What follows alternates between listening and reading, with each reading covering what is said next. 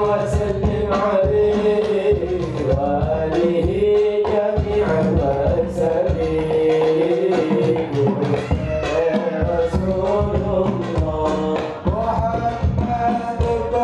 محمد بن عبد الله الأرامي بن سلام القريشي نسب زعيم الأمير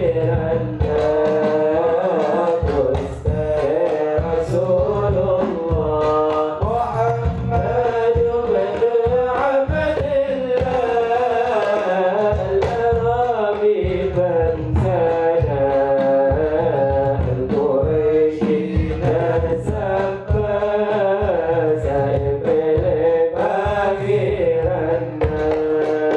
Kanjeng Nabi tada menampak kata, Kanjeng Nabi tada menampak kusa, Bauran datang dari Madinah, Senaruan dan dari Bermawana, Membukakan tiga syafaatnya,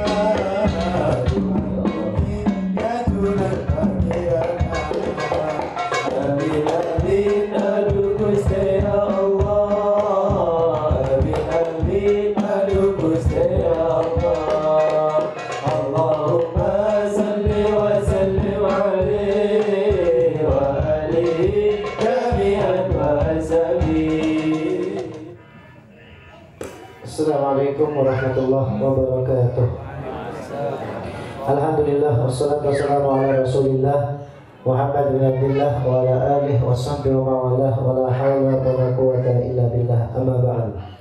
Qala rabbi israh li sadri wa yassir li amri wahlul 'uqdatam min lisani yafqahu qawli syaddid qalbi wa layyin lisani bihaqqi sayyidina Muhammad.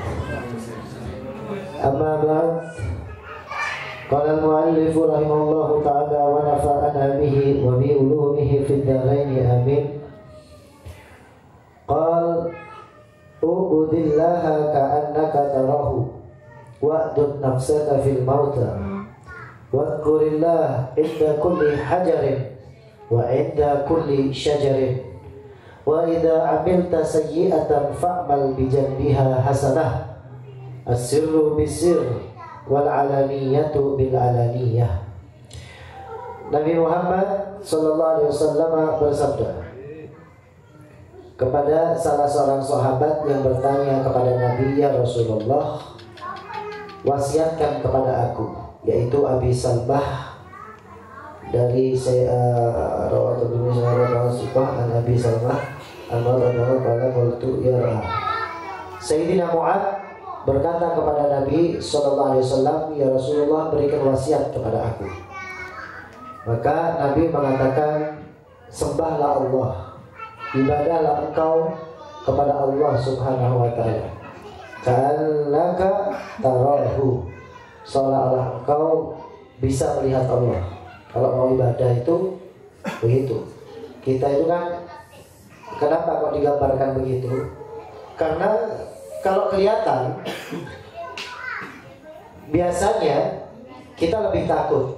Contoh, kita kalau di depan guru kita lebih berakhlak, lebih sopan, lebih nunduk. Beda lagi kalau sudah gak di depannya guru. Sehingga apa? Wasiatnya Nabi, kamu sembah Allah Ta'ala seolah-olah memang benar-benar engkau bisa melihat Allah. Ya, seolah-olah engkau ada di hadapannya Allah. Kalau mau ibadah begitu. Kalau mau ibadah seolah-olah Allah Ta'ala memang ada di depan kita. Wa'dun nafsaka fil mauta, dan siapkan nafasmu, siapkan jiwamu, siapkan dirimu untuk menghadapi yang namanya mati. Ya, setiap hari memang harus seperti itu. Belum tentu nanti siang saya masih hidup, sore masih hidup, malam masih hidup. Belum tentu. Sehingga kita akan lebih semangat lagi untuk ibadah.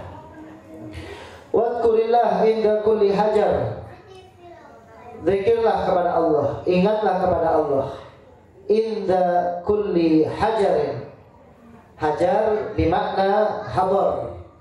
Hajar ini maknanya adalah hadar, saat kamu mukim. Wa inda kulli syajarin artinya safar, saat kamu sedang bepergian. Baik kamu sedang ada di tempatmu sendiri atau di tempat orang lain, ada di kampungmu sendiri atau di kampung lain, maka hendaknya kamu itu zikir kepada Allah Subhanahu wa ta'ala. Muhaddisin mengatakan hajar wa syajar itu muta'alliq bil makan. Jadi dimanapun kamu berada, ibadah. Kapanpun, dimanapun, ibadah kepada Allah, zikir kepada Allah Subhanahu wa ta'ala, ingat kepada Allah. Sebagian ahli tasawuf itu hadirin, kalau zikirnya bukan hanya mengucapkan la ilaha illallah, la ilaha, bukan itu saja. Kamu melihat kejadian-kejadian di sekitar, melihat kejadian alam, peristiwa yang menimpamu, yang membahagiakanmu, kamu ingat kepada Allah, itu hitungannya sudah zikir. Jadi gak harus kamu bersila, ngadep ke kiblat, dalam keadaan suci, pakaian bersih, gak harus seperti itu zikirnya. Zikir itu harus seperti itu. Saat kamu sandarkan semuanya kepada Allah Ta'ala, maka itu juga bisa dikatakan zikir. Wa idza amilta sayyi'atan, dan jika kamu mengerjakan satu perbuatan yang buruk, dosa, maksiat, usahakan fa'mal bijanbiha, maka kerjakan setelahnya apa? Hasanatan, kebaikan. Ya, jangan jelek diteruskan. Kemudian kamu ikuti dengan kebaikan. Barangkali setelah kamu buat maksiat, kamu buat baik. Di saat kamu berbuat baik, Allah Ta'ala takdirkan kamu mati.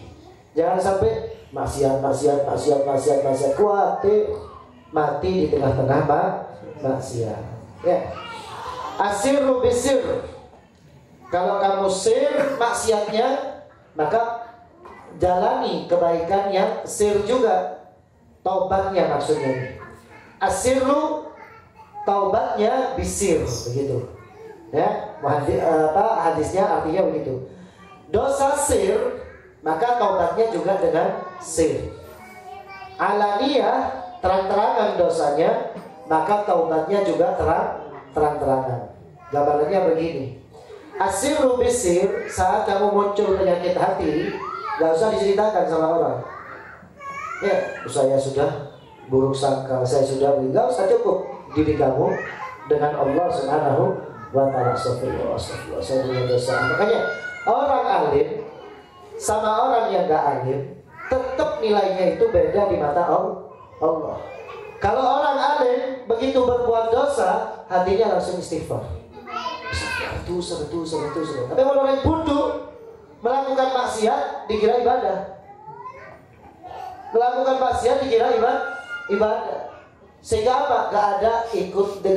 Gak diikuti setelah maksiatnya dia dengan istighfar. Nah, kalau orang alim paham ini adalah salah, ini adalah dosa, sehingga berikutnya diikuti dengan istighfar, dengan taubat, menangis pada Allah Subhanahu wa ta'ala. Kalau orang nggak punya ilmu, dia bernikmat-nikmat di tengah maksiatnya, bernikmat-nikmat di tengah dosanya. Ya, wal alaniyatu bil alaniyah.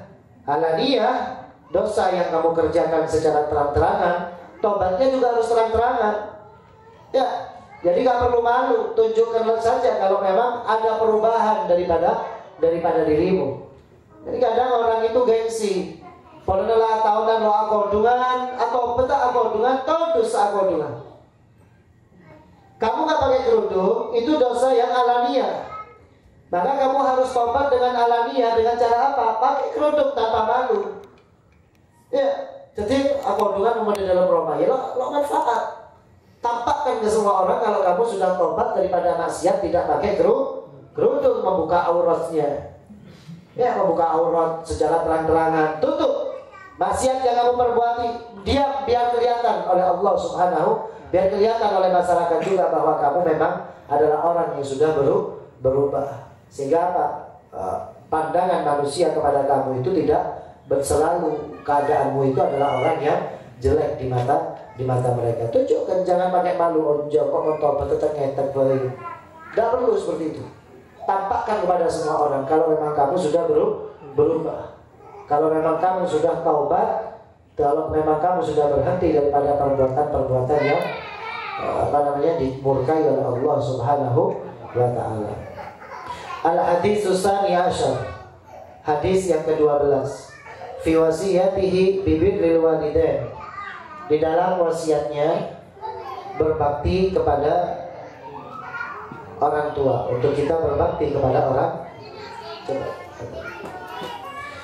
Wal iffah anit tatallu ilan nisa, dan dianjurkan kepada kita untuk iffah, untuk memuliakan perempuan atau istri kita ya.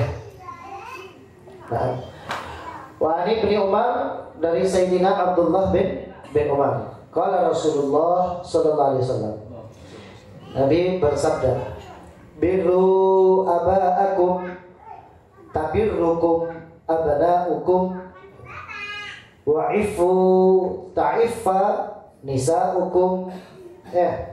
Birru, berbaktilah kalian kepada bapak kalian. Tabirrukum atau tabirrukum abna'ukum. Maka jawabnya tabirrukum abna'ukum, anak-anak kalian kepada kalian.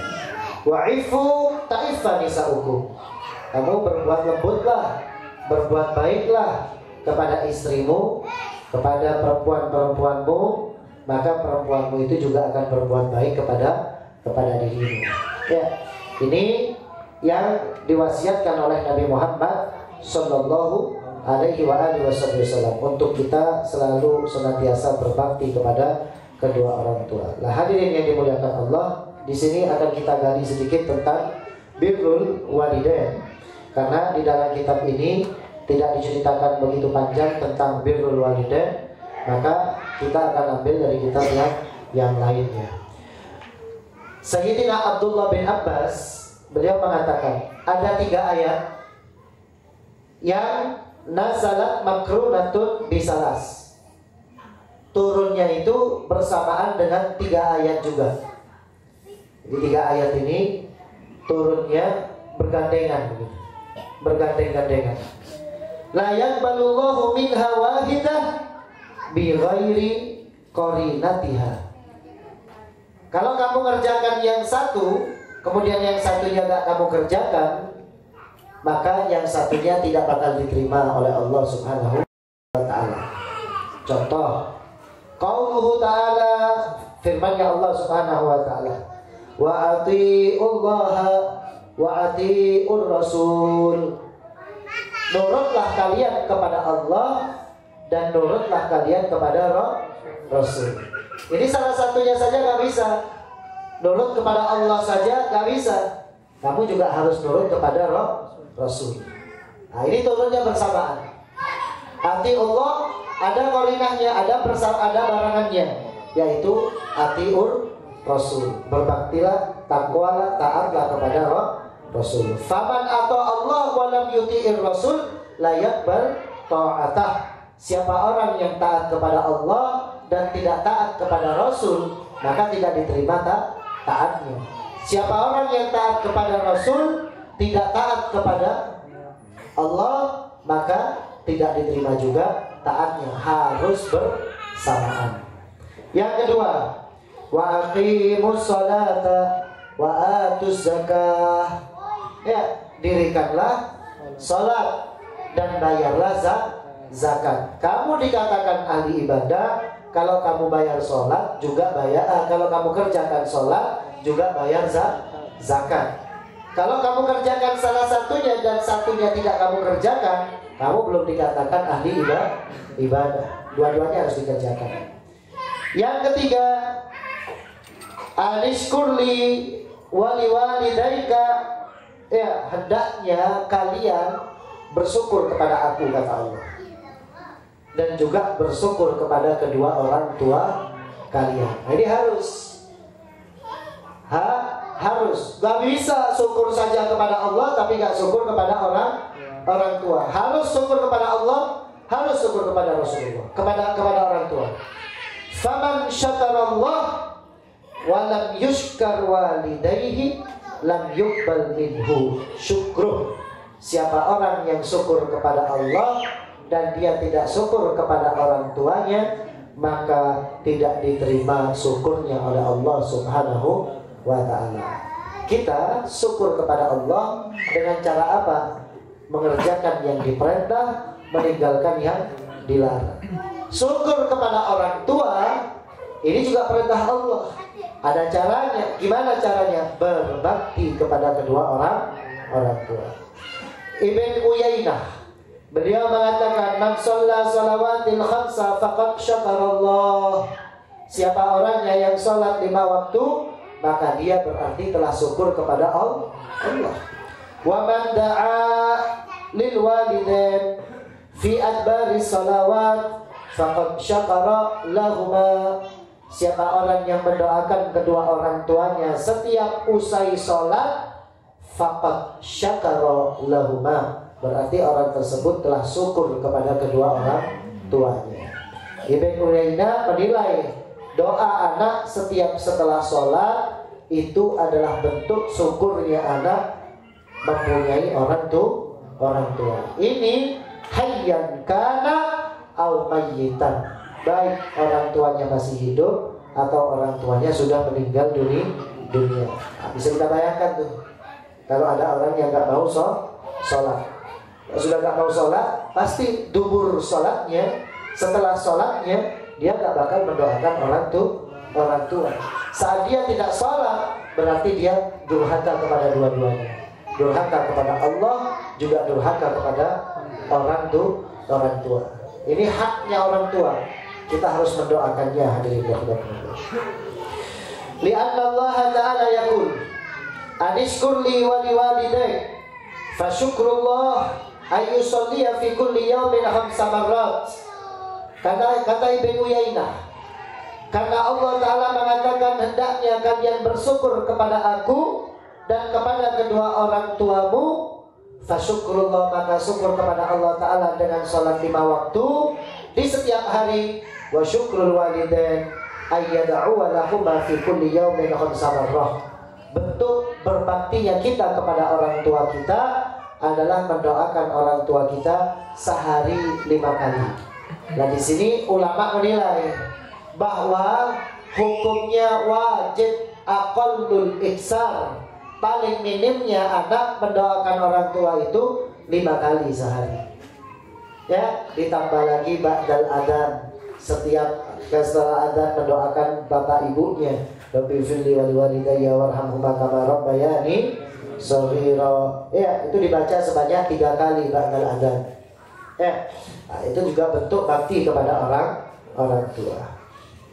Orang tua itu, hadirin, wajib untuk dibakti oleh kita. Kenapa demikian? Kalau nggak ada mereka, bisa jadi kita nggak hidup. Bisa jadi saat kita ada di dalam perut sama bapak sama ibu kita sudah dibunuh, tapi nyatanya bapak ibu kita masih menghidupi kita sampai kita bisa berkeluarga sampai sekarang. Sehingga orang tua itu ditempatkan di tempat yang paling tinggi kedudukannya di antara kehidupan setiap mukmin dan mukminah. Bahkan Nabi SAW pernah menolak salah seorang sahabat ya, yang ingin ikut perang bersama Nabi. Sama Nabi SAW ditanya, apakah kamu sudah izin kepada orang tuamu? Maka dia bilang, enggak ya Rasul, saya tidak izin sama orang tua. Saya pengen nyenangkan kamu ya Rasulullah. Maka kata Rasulullah, pulang, minta izin daripada bapak dan ibu. Ja'a akharu ila Nabi SAW yatlubul bi'ah alal hijrah. Ada lagi sahabat yang pengen ikut hijrah bersama Nabi Muhammad ke Madinah. Wa qala majituka hatta abkitu walidayya ya Rasulullah. Datang ini sahabat ke Nabi, ya Rasul, aku mau ikut hijrah, Demi Allah, aku tidak datang kepada engkau ya Rasul, kecuali bapak dan ibuku sudah aku bikin nangis, karena keduanya telah menghalangi aku untuk berangkat hijrah bersamamu. Maka Nabi SAW mengatakan, irji ilaihima fa'adhikhuma kama abkaitahuma. Pulang kamu kepada bapak ibumu, bikin ketawa bapak ibumu, bikin senyum bapak ibumu, sebagaimana engkau membuat orang tuamu menangis. Ya. Hajara rajulun ila Rasulillah minal Yaman wa aradal jihad. Ada salah seorang sahabat juga datang kepada Nabi Muhammad dari Yaman menuju ke Madinah untuk ikut perang. Faqala alaihi salatu wassalam, hal bil Yaman abawak? Wahai sahabat, apakah di Yaman itu ada bapak dan ibumu? Qala na'am, ya Rasul. Qala hal adina laka?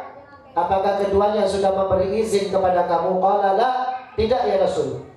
Faqal, maka Rasul mengatakan, farji ila abawaika fasta'dinhuma. Pulanglah kamu dan mintalah izin kepada keduanya. Fa in fa'ala fajahid. Kalau misalkan keduanya memberikan izin kepada kamu, silahkan jihad. Wa illa fabirrahuma mastata'ta fa inna dzalika khairu ma talqa khairu ma talqa Allah Ta'ala bihi ba'da tauhid. Kata Nabi SAW, pulang kamu kepada orang tuamu, ya. Kalau memang kedua orang tuamu mengizinkan kamu untuk perang bersama aku, maka lanjut jihad. Kalau tidak, berbaktilah saja kamu kepada bapak dan ibumu. Kenapa demikian? Karena berbakti kepada bapak dan ibu itu lebih afdal, adalah amaliyah yang paling afdal dilihat oleh Allah Subhanahu wa Ta'ala setelah kamu bertauhid. Jadi setelah kita Islam, yang paling afdal adalah berbakti kepada orang tua, kata Nabi Sallallahu Alaihi Wasallam. Nabi Sallallahu Alaihi Wasallam juga mengatakan, al-ibnu al-baru la yadkhulun nar. Anak yang berbakti kepada orang tua, dia tidak akan masuk ke dalam api neraka. Wal ibnul aku la yadkhulul jannah. Dan anak yang durhaka kepada orang tua tidak akan masuk ke dalam surga. Man mata wa huwa radin walidain lam yakun bainahu wa bainal anbiya fil jannati illa darajah. Barang siapa orangnya mati dan kedua orang tuanya ridho kepada orang tersebut, lam yakun bainahu wa bainal anbiya illa fi darajah wahid. Kecuali dia dengan orang tuanya berada pada serta dengan para anbiya di dalam satu derajat. Nah, makanya ini untungnya kalau anak itu nututi mati lebih dulu daripada orang tuanya. Dalam artian apa? Orang tuanya nututi matinya anak. Itu untung. Sebagaimana seorang istri untung saat dia itu mati lebih dulu daripada suaminya. Kenapa demikian? Karena proses untungnya seorang anak adalah sebab daripada ridhonya orang tua. Kalau dia mati lebih dulu, orang tuanya ridho, pasti orang tuanya memaafkan, pasti orang tuanya akan ridho kepada dia, meskipun sejelek-jeleknya anak sudah. Kalau sudah melihat anaknya mati, ya pasti orang tuanya memaafkan. Lah kalau sudah mati, kemudian orang tuanya ridho, maka dia akan berada satu derajat dengan para anbiya. Nah, ini untungnya kalau kita mati lebih dulu daripada orang tua kita. Ya. Wa man mata wa huwa aqun walidah lam yakun bainahu wa baina iblis finnar. Barang siapa orangnya mati kemudian dia durhaka kepada orang tuanya dalam keadaan tidak diridhoi oleh orang tuanya, atau dalam keadaan durhaka kepada orang tuanya, maka lam yakun bainahu wa baina iblis finnar.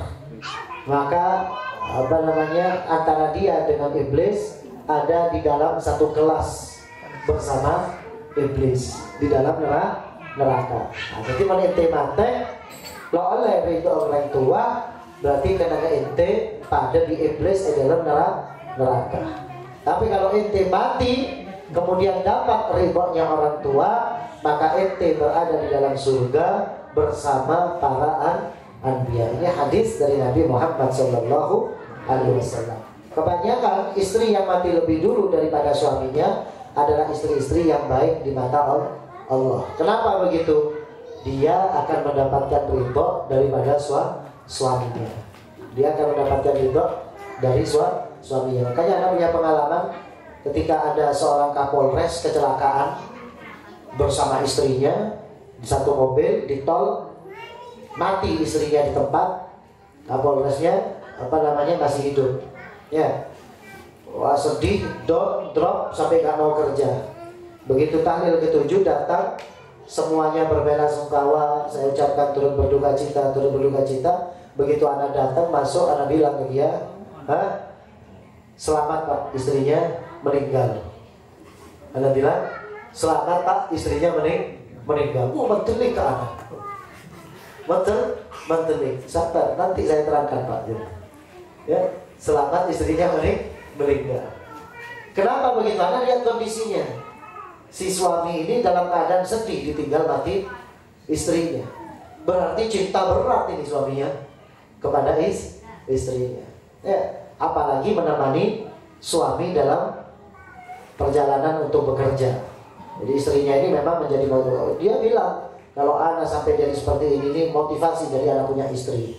Anak berani maju sampai akhirnya anak menjadi orang yang seperti ini. Begitu anak sampaikan, anak ceramah, anak ceritakan tentang perempuan yang solihah, termasuk perantaranya perempuan yang solihah. Dikatakan solihah benar itu ketika dia mati, suaminya ridho kepada dia. Itu termasuk salah satu perantara istri itu ada di dalam surga. Berarti selamat kepada Pak Kapolres karena selama ini telah ditemani oleh seorang istri yang solihah. Kenapa begitu? Jarang para suami itu mendapatkan istri yang solihah. Tapi dengan matinya istri panjenengan, kemudian panjenengan bersedih, berbela-sungkawa, sampai bertahlil, mendoakan, merasa kehilangan, saking cintanya kepada istri, ini tanda kalau istrinya adalah istri yang solihah. Berarti selamat. Itu begitu Anda selesai acara langsung itu seperti nos katanya. Itu seperti nos. Jadi semangat baru lagi buat anak katanya. Langsung besok paginya ketemu di masjid perumahan, sholat subuh di masjid sana sama anaknya. Ya, lusanya dia langsung ngantor lagi. Kenapa begitu? Karena sudah merasa tenang istrinya ada di dalam surga. Karena ciri-cirinya orang yang solihah itu begitu menemani, berbakti kepada suaminya. Jadi gak pernah keluar dari rumahnya kecuali nemani suaminya. Ya, nemani suaminya. Kalau sama suaminya gak boleh keluar, ya gak keluar. Kalau diajak, kalau setiap hari selalu mengajukan kepada suaminya. Sehingga akhirnya lama tahunan gak nikah. Sampai akhirnya beberapa waktu telepon saya ngundang untuk ngisi di Kapolresnya, ke kantor polisi yang dia tugas di sana. Saya bikin rutinan waktu itu dengan intel-intelnya semuanya. Kemudian sampai bikin di Masjid Jamek ada 1000 orang lebih waktu itu. Polisi semuanya sholat subuh jamaah. Jadi ini inisiatif seperti ini muncul karena apa? Pentingnya ilmu. Sebelumnya anak gak paham bagaimana seorang perempuan itu solihah, kemudian dia mati ditemani oleh mendapatkan ridho daripada suaminya, maka memastikan seorang perempuan itu untuk masuk ke dalam surga atau dia adalah seorang perempuan yang solihah, sehingga menjadikan anak terpuruk. Tapi begitu anak mendapatkan kejelasan seperti itu, tambahan ilmu buat anak sehingga menjadi semangat. Jadi harus nambah ilmu semuanya. Hasil istri solihah itu kalau matinya lebih dulu, ya. Tapi ingat kalau suaminya ridho. Mau sampai biar lagi mau alhamdulillah capok mati kia itu ya. Nah itu sudah pasti tidak masuk ke dalam surga. Minta mati kabin tambah. Kalau kira tok ngempet toh. Koros sampai ke diri juga perkente. Alhamdulillah capok mati kia. Ini apesnya perempuan. Kenapa? Mati gak bawa ridhonya suami. Kan seorang perempuan masuk ke dalam surga lewat ridhonya siapa? Suami. Anak lewat ridhonya siapa? Orang tua. Begitu. Jadi kalau mati usahakan minta ridhonya suami. Nah, bagaimana caranya? Semasa hidupnya berbakti kepada suami.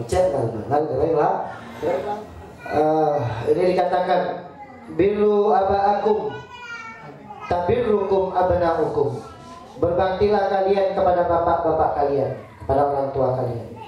Maka anak-anak kalian akan berbakti kepada kalian. Kalau pengen punya anak yang soleh dan solihah, nurut kepada kita, berbakti kepada kita, kita sebagai anak ya, yang masih punya orang tua harus berbakti kepada orang tuanya, harus bakti kepada orang tuanya. Lah itu TV lo bakti kepada orang tua itu.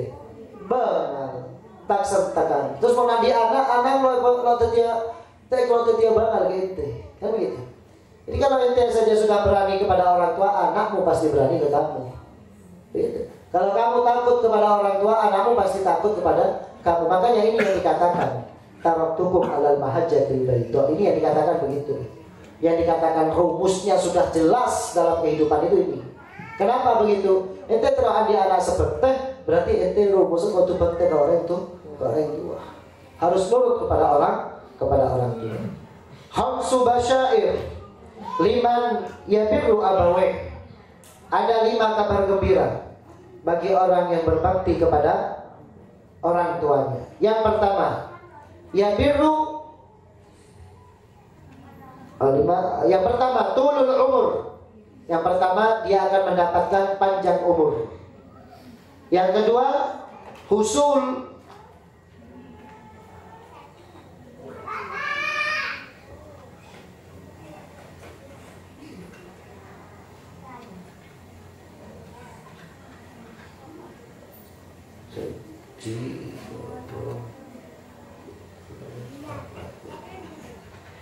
husulul aulad. Kemudian yang kedua, ini tulisannya dulu di sini. Husulul aulad 3 ayat. Husulul aulad yang kedua, kamu akan mendapatkan anak. Kenapa begitu? Kalau kamu berbakti, berarti kamu masuk ke khitab hadisnya Nabi. Ya birrukum abna ukum. Paham ya? Berarti kamu mendapatkan doa dari Nabi Muhammad akan dapat anak. Paham gak? Nabi kan mendoakan kamu, berbaktilah kamu kepada orang tuamu, maka nanti anakmu akan berbakti kepada kamu. Saat kamu berbakti kepada orang tuamu, secara gak langsung kamu dapat doa dari Nabi Muhammad, nanti kamu bakal punya anak yang berbakti kepada kamu. Husulul aulad, dia akan dapat anak. Nih luar biasanya nih.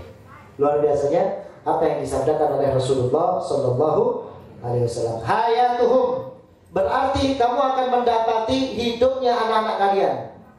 Yang ketiga ini ya, yang ketiga. Kenapa begitu? Kamu akan merasakan baktinya anak kepada kamu. Doanya Nabi, berbaktilah kamu kepada orang tuamu, maka anakmu nanti akan berbakti kepada kamu. Yang ketiga. Yang keempat, birruhum, kamu akan mendapatkan baktinya anak. Nabi tadi mengatakan, kalau kamu berbakti kepada orang tuamu, maka anakmu akan berbakti kepada kamu. Ini yang pasti, basyair. Kibaruhum, tuanya atau balehnya anakmu. Balehnya anak, karena yang dikatakan birrul walidain, pasti orang anak yang sudah punya akal. Gak mungkin ente bilang anak belum balik, masih kecil, ngencingi kepalanya ente, kemudian ente bilang, turun ke omku ente itu dia anak. Kan enggak. Kenapa? Masih belum balik. Berarti kamu bakal nututi anakmu sudah besar. Ini termasuk doanya Nabi Muhammad Sallallahu Alaihi Wasallam. Ya, luar biasa ini. Ini Nabi Sallallahu Alaihi Wasallam mengatakan seperti ini, secara gak langsung mendoakan kita semua. Dengan kita berbakti kepada orang tua, kita akan mendapatkan panjang umur. Ya, kemudian kita akan mendapatkan anak. Kemudian kita akan mendapatkan hidupnya anak. Kemudian kita akan mendapatkan baktinya anak, dan kita akan mendapatkan tuanya anak atau besarnya anak, balighnya anak. Ini yang dijanjikan oleh Rasulullah Sallallahu Alaihi Wasallam. Ya, semua jadi anak yang berbakti. Karena cobaannya seorang anak itu di situ. Ya, sampai dikatakan oleh sebagian ulama, mal afdal an-nadhar ilal Ka'bah awil Mana yang lebih afdal? Memandang wajahnya memandang Ka'bah atau memandang wajah orang tua. Maka dikatakan oleh ulama, an-nadhar ila wajhi ummika ya afdal min nadhari ilal Ka'bah. Memandang wajah ibumu atau bapakmu itu lebih afdal daripada kamu memandang Ka'bah, haji libradian, tapi karena yang sempurna otomatis silaturahim. Alhamdulillah min dzalik. Orang tuanya dibiarkan berangkat ke Ka'bah, uangnya banyak dikeluarkan, waktunya dihabiskan untuk berangkat ke Ka'bah, tapi orang tuanya ditelantarkan. Alhamdulillah min dzalik. Padahal an-nazar ila walidain, memandang kepada dua orang tua itu lebih afdal daripada memandang Ka'bah. Pernah datang seorang anak kepada Nabi Muhammad SAW. Ya Rasul, inna abi akhadha mali. Bapakku ngambil hartaku. Matul. Melapor kepada Nabi Muhammad SAW. Kalau hartanya diambil sama orang tuanya. Faqala idhab fa'tini bi abik. Pergi kamu, datangkan bapakmu kemari. Falamma dhahaba ja'a Jibril ila Nabi sallallahu alaihi wasallam. Saat anak itu tadi pergi pulang jemput bapaknya, ya, Jibril datang kepada Nabi Muhammad sallallahu alaihi wasallam. Ya Muhammad, wahai Muhammad, inna rabbaka yukri'uka salam. Allah mengucapkan salam kepada engkau wahai Muhammad. Wa yaqul, dan Allah Ta'ala berkata, idza jaa asy-syaikhu fas'alhu an syai'in qalahu fi nafsihi ma sami'athu udunah. Wahai Muhammad, nanti kalau bapaknya datang, kamu tanya ya kepada bapakmu tentang satu ucapan yang tidak mendengar kecuali dirinya sendiri. Maksudnya keretak hatinya, ada yang terlintas di dalam hati bapaknya. Kamu tanyakan apa yang terlintas di dalam hati bapaknya itu. Ya, nah, begitu anak itu tadi datang, falamma jaa asy-syaikhu qala lahu nabi. Ya, saat orang tuanya datang, maka Nabi berkata kepada orang tuanya itu, ma balu ibnaki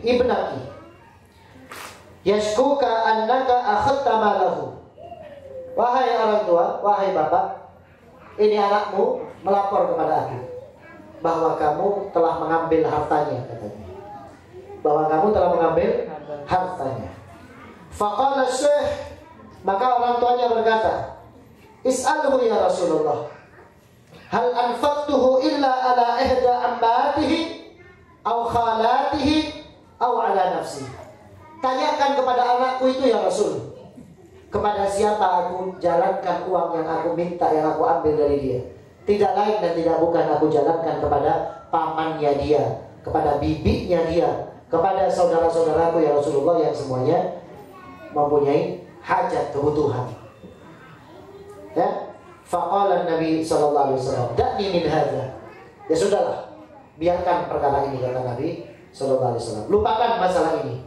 Walakin, akan tetapi, akhbirni an syai'in qultahu fi nafsika ma sami'athu udunak.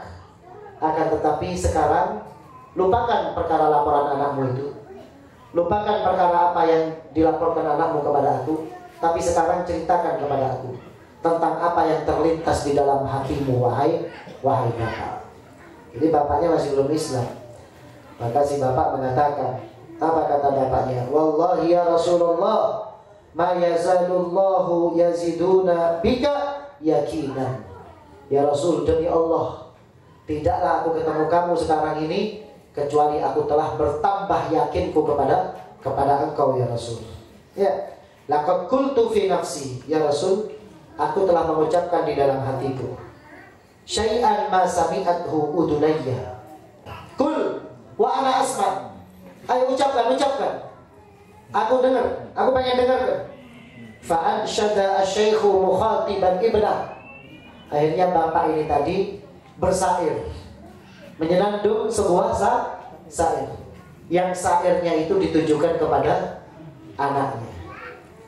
Ya, apa kata bapaknya? Ghadautuka mauludan wa muntuka yafi'an.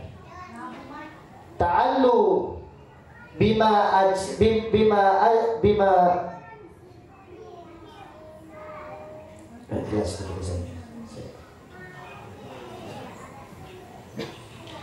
ta'allu bima ajni alaika wa tanhalu idza lailatun dhafat dawfatka bisukmi lam abid. La sukmika illa sahiran atam lam atamal malu. Atamal malu. Wadautuka mauludan wa ultuka yafi'an. Aku kasih kamu sarapan sejak kamu lahir, ya, dan aku tidak biarkan tenggorokanmu itu kering sejak kamu lahir sampai sekarang. Dan aku gak pernah membiarkan kamu dalam keadaan kekurangan. Idza lailatun dafatka bisukmi lam abid. Kalau misalkan satu malam kamu tertimpa sakit, wahai anakku, ya, kamu sakit wahai anakku di malam hari, lam abid, maka bapakmu ini gak bisa tidur. La sukmika illa sahiran atamal malu. Demi Allah, sakitmu itu menjadi sihir sampai menjadikan aku sakitmu itu adalah satu sakit yang juga aku rasakan. Atamal malu. Ka'anni ana al-matruku dunaka billadi. Seolah-olah aku ini seperti orang yang sedang mengetuk satu pintu yang selalu khawatir. Ya, turiqat bihi duni fa'aini tahmulu. Seolah-olah aku sedang mengemis ke pintu seseorang, mengharap untuk mendapatkan sesuatu dari orang itu, dan sembari aku mengalirkan air mata. Takhafur rada nafsi alaika wa innaha la ta'lamu annal mauta waqtun mu'ajjalu. Ya, aku takut kalau kiranya nanti sampai sakitmu itu menjadikan kamu mati. Ini khawatirnya orang tua kan begitu ya. Orang tua itu lebih khawatir kepada anaknya dibanding anaknya yang khawatir kepada orang tuanya. Maka ente ketika kamu sudah mencintai anak dengan total, mencintai anak dengan lepas, ya, jangan sekali-kali berharap untuk anak itu berbakti kepada kita. Biasa saja. Jangan terlalu berharap. Kalau berbakti alhamdulillah, kalau enggak ya sudah. Kenapa begitu? Biar kita juga kedapatan apa yang dikatakan oleh Nabi Muhammad SAW. La ta'lamu anna al-mauta waqtun mu'ajjalu falamma balaghta sinna wal ghayata allati ilaiha bada ma kuntu fiha u'ammilu. Tapi saat kamu sudah semakin besar, saat kamu sudah bertambah umurmu, saat kamu sudah tua dan kamu punya uang, maka di saat ini juga kamu sedang menjadikan aku sebagai seseorang yang u'ammilu, yang hanya mampu untuk berangan-angan saja. Lo bisa yang lagi boleh. Begitu itu rajin, lo bisa yang lagi boleh. Pesena kena penta lapor lagi ke Nabi. Ya, mau minta jatah sedikit sudah dilaporkan kepada Nabi Muhammad SAW. Ja'alta jazai ghilbatan wa fadadatan. Engkau telah balas kebaikan yang sudah aku berikan kepada kamu. Dari makan, minum, kamu sakit, aku sedih. Ya, kamu jatuh, aku ikut juga merasakan sakitnya. Tapi kamu balas dengan hilbah wa fadadah. Tapi kamu balas dengan kekerasan, kekejaman kepada aku, wahai anakku. Fa'alta kamal jarul mujawiru yaf'alu. Andai saja kamu itu mengerjakan apa yang telah diperbuat oleh seorang anak kepada ibunya yang semestinya. Tarahu mu'addan lil khilafi ka'annahu biraddi ala ahli sawabi muwakkali. Qala fahina idin akhadan Nabi sallallahu alaihi wasallam bitalabi. Ya, maka seketika itu juga Nabi sallallahu alaihi wasallam memegang tangan orang tua tersebut, seorang bapak itu tadi dan anaknya, didatangi oleh Nabi sallallahu alaihi wasallam sambil Nabi mengatakan, anta wa maluka li abika. Engkau dan hartamu adalah milik daripada orang tuamu. Nah, jadi cekap hitungan mun kereng tua. Kalau orang tua jangan pakai hitung-hitungan. Apa yang kita punya kasih saja. Kalau nggak punya ya sekolah. Cek ngecok. Ya, asal lahir wadi boleh. Tapi mau beri, mau nanti beri. Jangan sampai nabung uangnya banyak, tapi orang tuanya minta, kemudian dipersulit. Jangan. Ya, apa yang dibutuhkan sama orang tua maka kita berikan. Sebagaimana orang tua dulu selalu memberikan apa yang kita minta kepada orang tua kita. Kita kan nggak pernah berhenti minta kepada orang tua dan selalu dikabulkan sama kita punya orang tua. Begitu ente adik bini, lompat kembung, lompat ke bapak.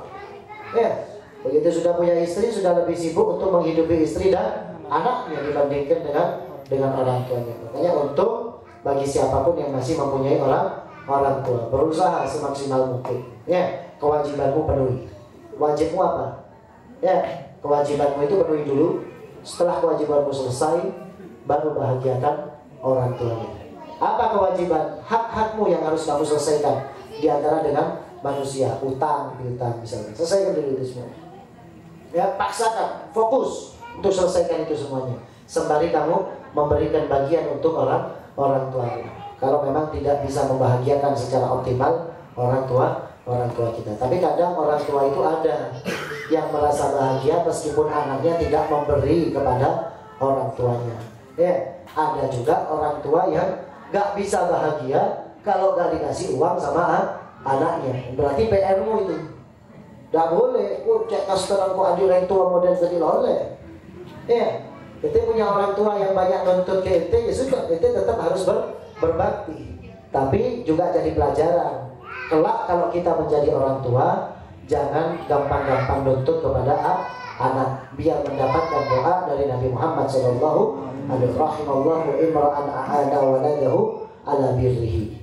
Ya, Maha Suci Allah, semoga Allah Subhanahu wa taala merahmati orang tua yang membantu anaknya untuk berbakti kepada dirinya. Gimana orang tua yang membantu anaknya berbakti kepada dirinya? Caranya adalah meringankan, gak banyak nuntut. Gak banyak nuntut. Ya, ente benarnya kau tar ke rumah kok. Kalau ente lantar ke rumah, saya nggak. Begitu anaknya utur, gak bisa datang ke rumah, maka saat itu juga anaknya durhaka. Kenapa? Gak nurut kepada orang tuanya. Jangan banyak nuntut sudah. Ya, kita harus punya prinsip. Ini anak kalau sudah balik, kalau sudah menikah, ya sudah, kita jangan harap-harap lagi dari dia. Kalau memang dia berbuat baik kepada kita, ya pencerna kita. Ya, misalkan kita peduli kepada kita, untungnya kita. Tapi kalau tidak berbuat baik kepada kita, usahakan jangan sampai sakit hati. Kenapa begitu? Biar gimana pun juga dia adalah anak kita. Jangan banyak tuntut, jangan banyak minta kepada anak. Biar apa? Khawatir anaknya gak mampu. Khawatir anaknya gak mampu. Kalau anaknya gak mampu kan kasihan. Dimintai, anaknya gak mampu, kewalahan, sampai kewalahan. Maka anaknya saat itu juga jadi anak yang durhaka. Dimintai sama orang tuanya, dia harus berusaha untuk mengada-ngadakan. Ya kan? Nah, sehingga sampai ada salah seorang Habib itu nyuruh anaknya saja gak mau. Nyuruh anaknya saja gak mau. Khawatir terlintas di dalam hati anaknya males, berat. Ya, sehingga akhirnya menjadikan anaknya itu sebagai anak yang durhaka. Nah, ini termasuk membantu anaknya untuk berbakti kepada dia. Dengan cara apa? Memudahkan, gak banyak nuntut kepada anak. Begitu sudah menikah, urus keluarga TV. Begitu, jadi orang tua itu begitu. Saya nggak ya, seminggu sekalian datang ke rumah. Kalau datang ke rumah anak durhaka. Ya, saya. Ya, seminggu sekalian, waktunya bebasnya 5 juta. Ya, menolaknya bebasnya 5 juta, berarti anak durhaka. Wallah, pasti durhaka sudah anaknya. Pasti durhaka. Kenapa begitu? Karena sudah ditekan sama orang tuanya. Rahimallah imra'an a'ana waladahu ala fi birrihi. Atau kama qala Nabi sallallahu alaihi wasallam. Maha suci, semoga Allah Subhanahu wa taala merahmati orang tua yang memudahkan anaknya untuk berbakti kepada dirinya. Ya, semoga jadi orang tua yang bisa menjadikan anaknya berbakti kepada diri kita. Dan semoga Allah Ta'ala rezekikan kepada kita semua anak-anak yang soleh dan solehah. Bismillahirrahmanirrahim.